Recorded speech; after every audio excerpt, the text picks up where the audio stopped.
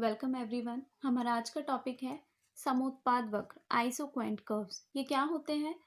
पहली बात तो मैं बेसिक से आपको एक बात बता दूं, कोई भी प्रोड्यूसर है या कोई भी फर्म है, वो हमेशा ये चाहेगी कि वो ज़्यादा से ज़्यादा प्रोडक्शन कर सके, बट कॉस्ट उसकी मिनिमम रहनी चाहिए, यानी कि न्यूनतम लागत पर हर कोई अधिकतम उत्पादन करना चाहता है। बट क्या समस्या क्या होती है उनके सामने, कि उनके पास जो अवेलेबल सोर्सेस हैं, साधन हैं, वो उन्हीं का यूज़ करके न्यूनतम लागत पर अधिकतम उत्पादन चाहते हैं। तो वो ये देखना है, उनके सामने समस्या क्या आती है कि जो उनके पास अवेलेबल सोर्सेज हैं उनको वो किस रेशो में यूज़ करें कि न्यूनतम तो लागत आए उनकी और प्रोडक्शन वो कर सकें जितना उनको करना है। ठीक है, तो न्यूनतम लागत पर वो अधिकतम उत्पादन कर सकें।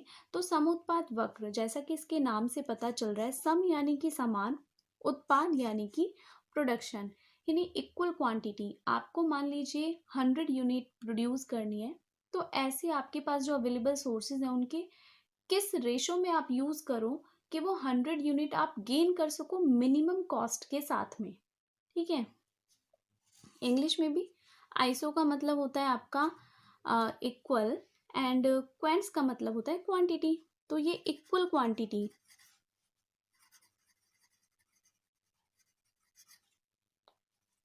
कर्व की हेल्प से पॉसिबल होता है। तो ये जो समोत्पाद वक्र विश्लेषण है, ये किसी भी उत्पादक को दो साधनों के ऐसे बहुत सारे पॉसिबल कॉम्बिनेशन प्रोवाइड कराता है जिनका यूज़ करके वो न्यूनतम लागत पर अधिकतम उत्पादन प्राप्त कर सकता है।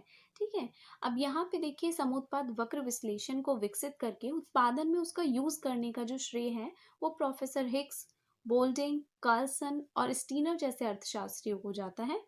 आगे देख लेते हैं। अभी जो मैंने आपको एक्सप्लेन किया उसके बाद अब आपको यहाँ पे जो meaning and definition proper way में लिखा हुआ है वो भी समझ लेते हैं। समोत्पाद वक्र का अर्थ एवं परिभाषा, यानी कि meaning and definition of isoquant. समोत्पाद वक्र दो साधनों, सबसे पहली बात, जो समोत्पाद वक्र है आइसोक्वेंट, वो पॉसिबल है दो साधनों को लेके बस।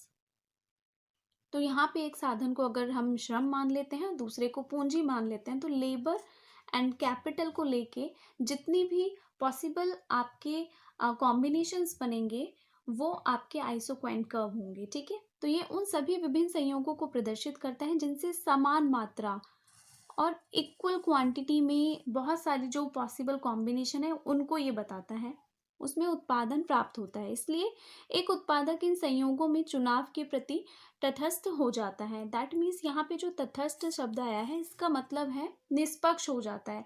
अब आपको पता है कि हर पॉसिबल जो कॉम्बिनेशन है उसमें आपको इक्वल प्रोडक्शन ही मिलने वाला है। मान लो आपको 100 यूनिट प्रोड्यूस करनी है, तो 100 यूनिट के लिए आप अपने इक्विपमेंट्स को किस किस रेशो में, कौन कौन से कॉम्बिनेशन बन पा रहे हैं कि हर एक लेवल पे आपका जो यूनिट है वो 100 ही प्रोड्यूस होंगी, लेकिन आपको देखना है आपके अकॉर्डिंग कौन सा सुटेबल कॉम्बिनेशन होगा जिससे आप अपनी लागत को न्यूनतम कर पा रहे हो। ठीक है, तो यहाँ पर इसलिए इसको उत्पादन का तटस्थ वक्र कहते हैं। निष्पक्ष क्यों हो जाता है? क्योंकि हर लेवल पे आपको सेम ही क्वांटिटी मिलने वाली है, तो आप किसी को भी चूज कर सकते हो अपने अकॉर्डिंग, इसलिए इसे उत्पादन का तटस्थ वक्र भी कहते हैं।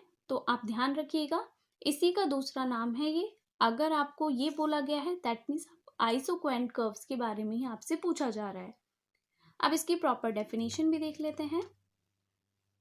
किरस्टीड के अनुसार समुत्पाद वक्र दो साधनों के उन सभी संभावित संयोगों को बताता है जो समान कुल उत्पादन प्रदान करते हैं। आई होप आपको अब डेफिनेशन क्लियर होगी। आइसो जो प्रोडक्ट कर्व है represents all possible combinations of two factors that will give the same total product. Okay, चलिए इसको एक एग्जाम्पल के थ्रू और क्लियर कर लेते हैं। तो आपको दिख रहा है, आप उदाहरण द्वारा स्पष्टीकरण। इस एग्जाम्पल में आपको किसी वस्तु की 50 इकाइयों का उत्पादन करने के लिए श्रम और पूंजी, इनकी जो दो आपके साधन लिए गए हैं वो श्रम और पूंजी को यहाँ पे लिया गया है। यूनिट, हर लेवल पे 50 यूनिट के प्रोडक्शन के लिए कौन कौन से वैकल्पिक संयोग यानी कि पॉसिबल कॉम्बिनेशंस बन सकते हैं वो इस तालिका के थ्रू हम समझेंगे। ठीक है, तो आपको दिख रहा है यहाँ पे टेबल, यहाँ पे कॉम्बिनेशन शो हो रहे हैं A B C D E। Labour x माना है, पहला साधन, दूसरा साधन, दो ही साधन में आइसोक्वेंट कर्व पॉसिबल है। चलिए, श्रम है यहाँ पर, पूंजी है यहाँ पर, इन दोनों के कॉम्बिनेशन से कितनी यूनिट प्रोड्यूस हो रही है? ए कॉम्बिनेशन में भी 50 यूनिट प्रोड्यूस हो रही है, बी कॉम्बिनेशन में भी 50 यूनिट प्रोड्यूस हो रही है, C D E level same है, बट देखिए कॉम्बिनेशन तो सेम नहीं है ना। देखिए पहला कॉम्बिनेशन आपका 1 एंड, यानी लेबर एक ले रहे हो और आपको कैपिटल लेनी पड़ रही है 12।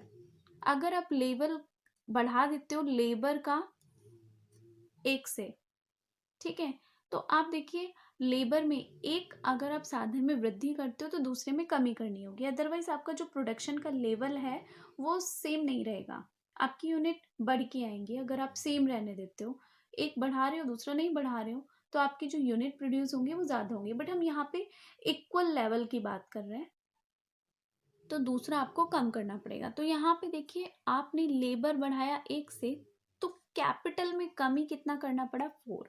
तो ये जो आपका इस पहले और दूसरे कॉम्बिनेशन को कंपैरिजन करके जो आपका MRTS रेट निकल के आएगा, MRTS यानी कि marginal rate of technical substitution, वो आया 4:1।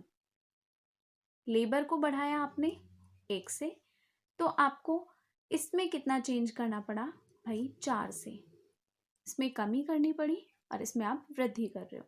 आगे अगर आप इसको चेंजेस को देखोगे तो यहाँ पे अगेन आप एक लेबर बढ़ा रहे हो लेकिन कैपिटल में कमी करनी पड़ रही है। अब यहाँ पे 8 and 5 का डिफरेंस इज 3, तो 3:1 रेशियो आएगा।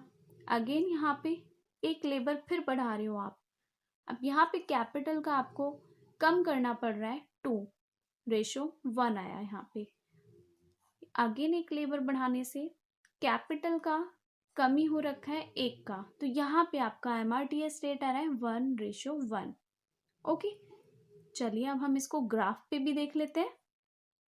अगर आप इसी एग्जाम्पल को ग्राफ पे शो करेंगे तो आपको पता है एक्स लेबर, एक्स अक्ष पर आपने यहाँ पे श्रम को दिखाया है, ठीक है, 0 1 2 3 4 5।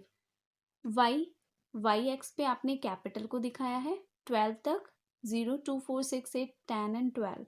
अब यहाँ पे देखिए एक लेबर पे 12 कैपिटल था, 2 लेबर पे कैपिटल कम यूज़ करना पड़ा, 8 हो गया, 3 लेबर पे 5 हो गया एंड 4 लेबर पे 3 हो गया एंड 5 लेबर पे आपका कैपिटल 2 ही यूज़ हो रहा है।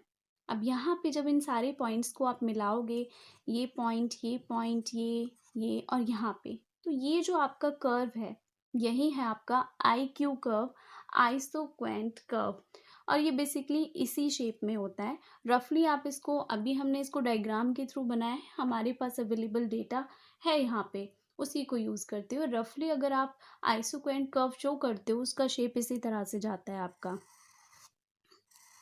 इसी तरह से आपके आइसोक्वेंट कर्व्स होते हैं। ओके, चलिए अब आपको, आई होप आपको मीनिंग क्लियर है, डेफिनेशन क्लियर है, एग्जाम्पल क्लियर है। तो इसकी अजम्पशंस यानी कि कुछ मान्यताएं हैं, कब ये अप्लाई होता है वो भी देख लेते हैं। समोत्पाद वक्र की मान्यताएं, अजम्पशंस ऑफ आइसोक्वेंट्स। पहला पॉइंट है आपका, समोत्पाद वक्र के अंतर्गत ये मान लिया जाता है कि उत्पत्ति के केवल 2 साधनों का प्रयोग ही उस वस्तु विशेष के उत्पादन में किया जाता है। ये मैंने आपको पहले ही बता दिया, आइसोक्वेंट कर्व्स जो है वो 2 साधनों को लेकर ही जो पॉसिबल कॉम्बिनेशंस हैं उनको प्रोवाइड कराता है। तो 2 फैक्टर्स का होना ज़रूरी है, 2 फैक्टर्स ऑफ प्रोडक्शंस को ये बताता है। नेक्स्ट है आपका उत्पादन की तकनीक स्थिर रहना। यहाँ पे ये मान लिया जाता है कि जो प्रोडक्शन की टेक्निक है उसमें कोई चेंज नहीं किया गया है, जैसे पहले होता आ रहा है उसी टेक्निक से प्रोडक्शन चल रहा है, तो the technique of production is constant, इसमें ऐसा मान लिया जाता है। सेकेंड पॉइंट भी क्लियर है। थर्ड पे आते हैं, उत्पादन के साधनों को छोटी छोटी इकाइयों में विभाजित किया जा सकना, इसके थ्रू यानी कि आप लेबर एंड कैपिटल डिवाइजेबल होती है, यहाँ पे आप उसको अलग अलग श्रेणियों में, छोटी छोटी श्रेणियों में भी डिवाइड कर सकते हो और रेशो बना सकते हो। नेक्स्ट पॉइंट है आपका, उत्पादन के एक साधन को अन्य साधनों के साथ उनकी पूर्ण कुशलता के साथ प्रयोग में लाया जा सकना, ये तो पॉसिबल है ही, एक साधन को दूसरे साधन के साथ यूज़ करते हैं। और अभी हमने पढ़ा था कि एमआरटीएस, मैंने बोला था एमआरटीएस रेट क्या होता है, वो अभी जो हमने रेशो निकाला था, ये आपका ये शो करता है कि आपको लेबर बढ़ाने के लिए अपनी कैपिटल का कितना त्याग करना पड़ेगा, यानी कैपिटल में कितनी कमी। अब इसीलिए यहाँ पे आपको नेगेटिव मार्क दिख रहा होगा कि कैपिटल में कमी को शो कर रहा है। ऑब्वियसली सिंपल सी बात है, अगर आप एक साधन में वृद्धि करोगे तो दूसरे में कमी आपको करनी पड़ेगी, ठीक है, ताकि आपका जो प्रोडक्शन का लेवल है वो वही रहे। आपको इक्वल क्वांटिटी चाहिए ना। इसके बाद में फिफ्थ पॉइंट पे आते हैं। उत्पादन के साधनों का एक दूसरे से प्रतिस्थापन किया जा सकना, यानी कि सब्स्टिट्यूटेबिलिटी ऑफ द फैक्टर्स। इसमें एक साधन का दूसरे साधन से प्रतिस्थापन किया जा सकता है का मतलब है आप चाहें तो लेबर को बढ़ा सकते हो और कैपिटल को कम कर सकते हो, या फिर आप कैपिटल को बढ़ा सकते हो एंड लेबर को कम कर सकते हो। उस कंडीशन में आपका MRTS एल के नहीं लिखा जाएगा, उसको आप KL लिखोगे एंड देन आप पॉसिबिलिटी निकालोगे कि आप अपनी कैपिटल बढ़ाने के लिए कितनी लेबर का लॉस किया जा सकता है। ओके, तो यहाँ पे आप साधन को दूसरे के साथ में प्रतिस्थापन यानी कि चेंज कर सकते हो। आई होप आपको पांचों पॉइंट क्लियर हैं। तो आगे आने वाली इस टॉपिक की जो वीडियो है उसमें हम समोत्पाद वक्र के लक्षण विशेषता यानी प्रॉपर्टीज ऑफ आइसोक्वांट कर्व को डिस्कस करेंगे। तो चैनल पे बने रहिएगा। Thank you for watching this video. मिलते हैं नेक्स्ट वीडियो में।